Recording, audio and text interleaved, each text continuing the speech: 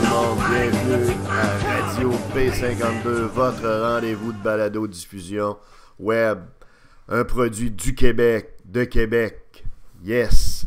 Merci de vous abonner à YouTube, également à notre page Facebook. On part ça. Avant de parler de notre sujet, on tient à remercier tous les auditeurs qui nous transmettent des suggestions de sujets. Et sachez que, bien qu'on ne le mentionne pas, vos suggestions, vos commentaires nous sont très importants, qu'ils soient positifs, qu'ils soient négatifs un peu ou constructifs. Tout ça est pris en compte sérieusement. On vous respecte, on fait ça pour vous, on fait ça pour l'auditoire qui s'en vient, qui grandit. Et justement, on tient à souligner que le présent podcast est suite à des suggestions que nous avons eues, suite à un récent podcast qu'on a fait sur une entreprise dans le domaine de la chocolaterie. Vous savez, on a beaucoup de sujets sur la pile et les choix éditoriaux ne sont pas toujours évidents car il y a beaucoup de choses à commenter dans l'actualité à tous les niveaux, dans toutes les sphères. Merci à ceux qui nous font des suggestions, encore une fois. Notre sujet est très simple. Vous savez, le gouvernement de Philippe Couillard a octroyé un prêt avec intérêt, entre guillemets, un prêt de Investissement Québec, qui est un organisme du gouvernement du Québec, un organisme notamment qui fait à l'occasion dans la subvention, également dans le placement. Un prêt donc de 10 millions aux entreprises médias GMC, GCM, enfin l'acronyme, là, peu importe, mais c'est le groupe média qui comprend les journaux Le Soleil, Le Nouvelliste à Trois-Rivières, Le Droit à Ottawa, La Tribune aussi, je crois, dans la région de l'Estrie. Bref, c'est un groupe média qui couvre je dirais un certain nombre de régions au Québec importantes, des régions urbaines, des régions donc qui couvrent une population importante de la province de Québec. Alors, écoutez, le point est très simple. Vous avez un gouvernement ici qui, à 10 mois à peine, 9 mois des élections qui vont avoir lieu en 2018, présumément au début du mois d'octobre 2018. Donc, un gouvernement du Parti libéral du Québec qui subventionne un groupe de médias dont une des missions importantes à tous les jours est de commenter et de critiquer le dit gouvernement en question.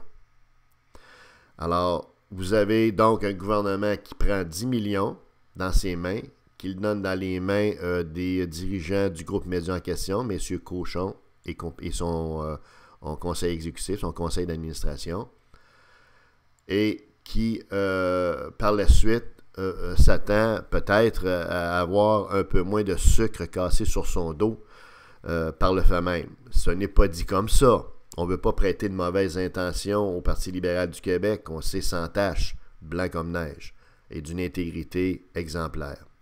Mais vous comprendrez qu'une telle transaction peut susciter beaucoup de questionnements, beaucoup d'interrogations et une certaine suspicion pour quiconque est le moindrement vigilant. Et vous savez, élargissons un petit peu la question. Dès qu'un gouvernement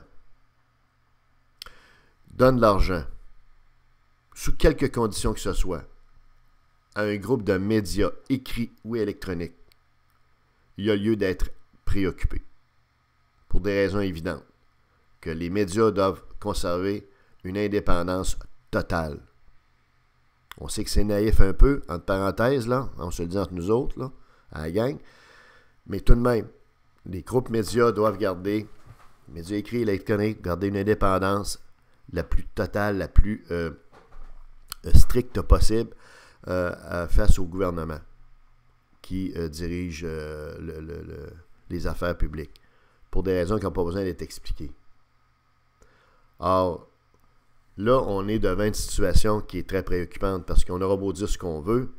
Quand vous regardez les choix éditoriaux et les positions publiques prises par la plupart des éditorialistes de ces quotidiens-là, c'est tendancieusement, systématiquement, plutôt favorablement tourné positivement. Y a-t-il assez d'adverbes, là? Positivement vers le Parti libéral du Québec. Autrement dit, ce n'est pas des journaux, historiquement parlant, qui ont la réputation d'être très, très anti-PLQ, anti-libéral. Tout au contraire. Ça ne les empêche pas d'être à l'occasion critique. On ne peut pas enlever je dirais, la rigueur de certains éditorialistes, de certains commentateurs, certains journalistes. Loin de nous l'idée de ça, mais il reste que historiquement, ce sont des journaux qui sont favorables au Parti libéral du Québec, et là, ils viennent de faire donner 10 millions. Écoutez, c'est très simple. C'est le genre de transactions qui ne devraient pas avoir lieu. Puis la proximité des médias avec les gouvernements, c'est quelque chose dont on devrait se soucier et éviter le plus possible. Ça fait un petit peu république de bananes, vous savez, quand vous avez un gouvernement qui donne l'argent dans les poches profondes, déjà profondes d'hommes d'affaires, qui n'ont probablement pas besoin de cet argent-là. OK? Et c'est très inquiétant. C'est très inquiétant parce que, on le dit une dernière fois, le groupe de médias en question qui a bénéficié de cette subvention-là est un groupe média qui est politiquement tourné de façon générale vers le Parti libéral du Québec et non pas vers les partis d'opposition, les deux partis d'opposition actuels à l'Assemblée nationale. Alors, écoutez, est-ce que les journalistes vont être aussi critiques à l'égard de ceux qui les nourrissent, de ceux qui payent leur salaire? Eh bien, on verra. Mais il y a lieu d'être préoccupé. L'autre chose qu'il faut voir là-dedans, c'est que cet argent-là, soi-disant, va servir à un virage numérique, donc à un virage web. Écoutez, c'est quand même inquiétant parce que le virage web dans le domaine des médias, il aurait dû être pris il y a plusieurs années parce que ça fait longtemps qu'on voit venir la nécessité de s'ouvrir une plateforme web pour survivre dans ce monde-là, qui est de moins en moins papier et de plus en plus Internet. Alors, ça en dit beaucoup sur la vision ou l'absence de vision de ce groupe-là. Donc, investir 10 millions dans des dirigeants qui ont si peu de vision et qui lèvent la main, comprenez-vous, de façon paniquée à minuit moyenne pour dire « j'ai besoin d'argent, sinon je vais fermer », puis qui menacent de couper les emplois, c'est pas tellement élégant, c'est pas tellement précurseur de grandes choses. Souhaitons que ça fonctionne, mais il y a lieu également d'être inquiet sur, je dirais, la compétence des dirigeants et sur l'orientation qu'ils prennent un petit peu tardivement par rapport au web. Tout ça dit, continuez à nous en transmettre des suggestions, OK?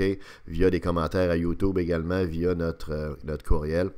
Et ça nous fera plaisir de faire d'en tenir compte et de faire des podcasts par rapport à ça. En terminant, bonne chance aux gens du groupe Média, des employés surtout. Espérons que le 10 millions va servir en question. Mais une chose qui est certaine, ce 10 millions-là, avec intérêt, c'est un don. Ce n'est pas une subvention conditionnelle. Tout ça va aboutir probablement à un 10 millions qui va avoir été placé dans le vide, qui s'en va dans une espèce de, malheureusement, de petit trou noir, parce que ce sont des médias qui sont en sérieuse difficulté depuis très longtemps. C'était Radio B52. Night